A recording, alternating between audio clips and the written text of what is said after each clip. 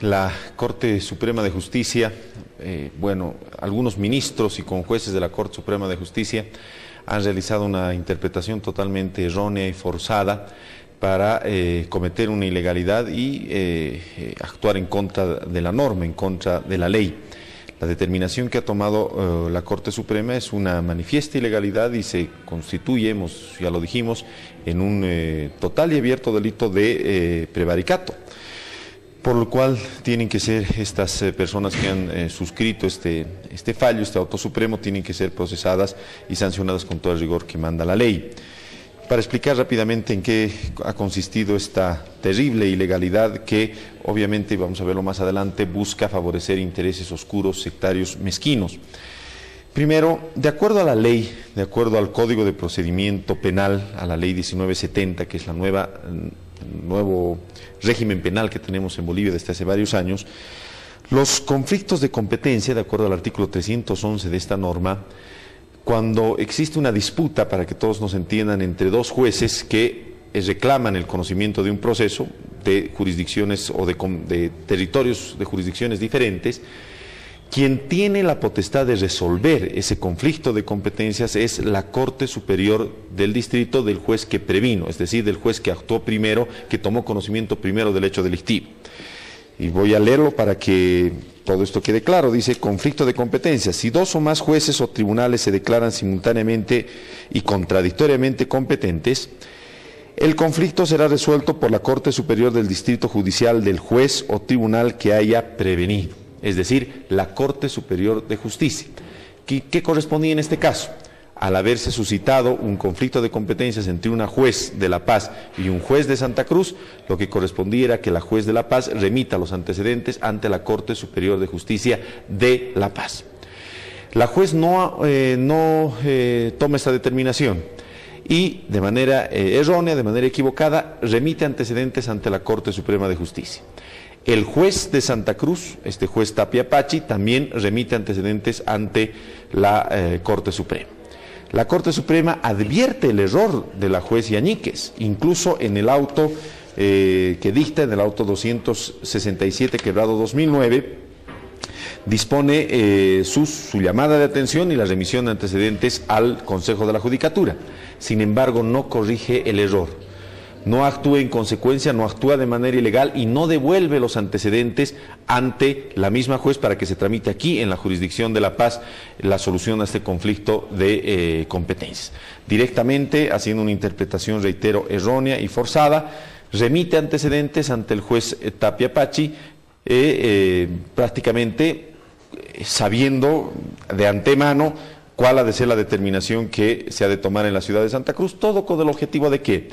De que este caso tan importante, de que este caso de tanta trascendencia para la vida institucional del país, un caso en el que no estamos analizando temas aislados, que estamos analizando y que se estén investigando temas gravísimos que han podido afectar a nuestra integridad como país, temas de separatismo, temas de terrorismo, acciones de terrorismo que estaban destinadas a buscar la división del país, una profunda acción de separatismo, un enfrentamiento entre bolivianos, una confrontación civil entre bolivianos, sean tramitados, no podríamos decir ni siquiera investigados, sean manoseados por una autoridad jurisdiccional que ha actuado en connivencia con determinados sectores, determinadas élites políticas y empresariales del departamento de Santa Cruz, que seguramente, presumimos, para no ser descubiertas, para no ser investigadas, han forzado esta situación. Yo quiero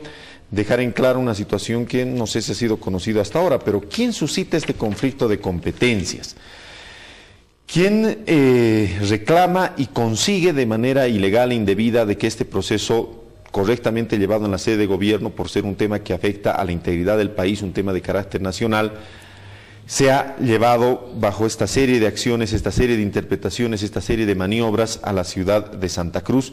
Ministro, es nada más y nada menos que, permítame esto, Enrique, el señor Branko Marinkovic. A través de Luis Tapia Pachi. Claro, es Branko Marinkovic. Que tiene 23 denuncias en el Consejo de la Judicatura. Podemos dejarles esto como prueba. El señor Branko Marinkovic, mediante un memorial presentado el 13 de mayo del 2009 a la Fiscalía de Santa Cruz, él se presenta, ¿no es cierto?, en una actitud hasta cierto punto totalmente incomprensible, seguramente por temor, seguramente por alguna susceptibilidad, y es Branko Marinkovic quien suscita el conflicto de competencias, quien solicita la inhibitoria, es decir, este trámite comienza a ser procesado y es llevado adelante a través de este señor expresidente del Comité Cívico, el señor Branko Marinkovic. Y como usted bien dice, Enrique, se lo tramita ante un juez, como es el juez Tapia Pachi, que según datos que hemos conocido el día de hoy, tiene más de una docena de denuncias. Podemos ver aquí, hay una gran cantidad de denuncias que vienen desde el año 2001. Hemos contado con usted hace un momento más de 15 denuncias que están certificadas por el Consejo de la Judicatura. En total son 17 denuncias que el juez Tapia Pachi tiene en el Consejo de la Judicatura. Más allá de la actitud, obviamente, nada creíble, obviamente parcial, que hemos advertido en este juzgador público, hemos visto también una actitud política. Este juez en varias ocasiones ha hecho declaraciones en contra de funcionarios, en contra de autoridades de gobierno, y eso es algo muy grave. Un juez de la República que se respeta a sí mismo no puede salir haciendo alocuciones públicas, haciendo declaraciones políticas. Un juez de la República que se respeta a sí mismo tiene que dedicarse a aplicar la ley.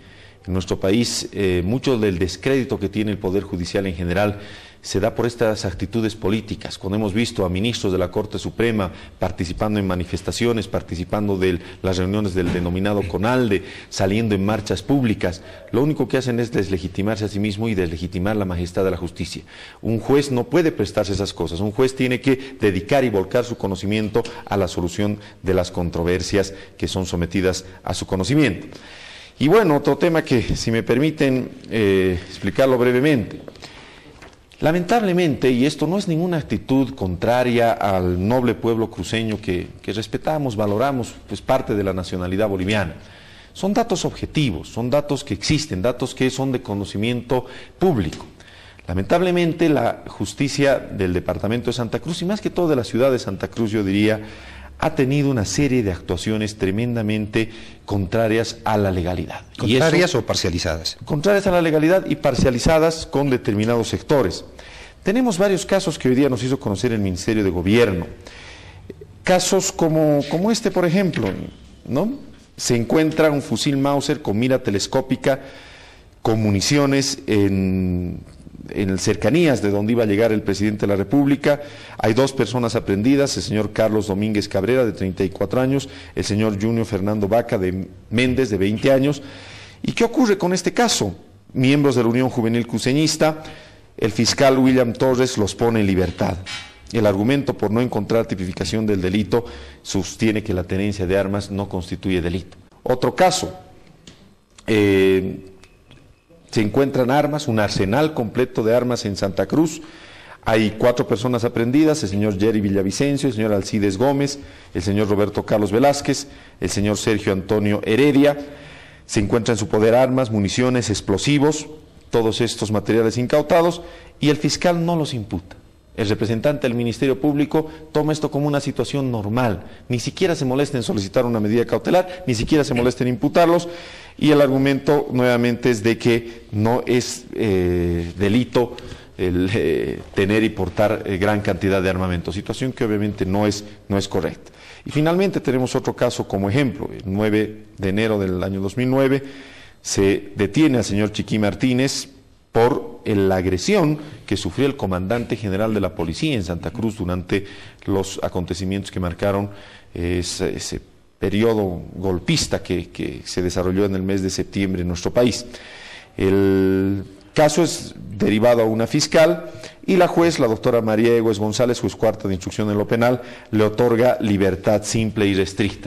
Estos casos, estos ejemplos que estamos viendo, que los tenemos documentados y que los presentamos con todo respeto, nos hacen ver pues de que la justicia en el departamento de Santa Cruz, en la ciudad de Santa Cruz, está actuando de una manera parcial, está actuando por fines políticos. Cuando vemos a jueces que actúan en connivencia con expresidentes cívicos, que dan curso sin tener por qué hacerlo a solicitudes de expresidentes cívicos que se meten en procesos que no tienen nada que ver. Cuando vemos, como mencionaba el diputado Navarro, constatamos que ha habido reuniones de esta misma persona, este solicitante, esta persona que entra a actuar en este proceso, como es el señor Branko Marinković, reuniones, nos decían, por más de 1 hora con la presidenta de la Corte Suprema de Justicia. Cuando vemos todo esta serie de irregularidades, serie de actos que huelen mal, ¿no es cierto?, que huelen a contubernio, que huelen a acciones tendientes a favorecer la impunidad en nuestro país, obviamente nos preocupamos. Y nos preocupa que el más alto tribunal de la nación, actuando en contra de la ley, actuando en contra de este artículo 311 que me he permitido dar lectura, actuando francamente en violación de la norma, favorecen que un proceso de manera indebida sea remitido a una jurisdicción en la que no vamos a encontrar justicia. ¿Y quiénes no vamos a encontrar justicia? No vamos a encontrar justicia todos los bolivianos.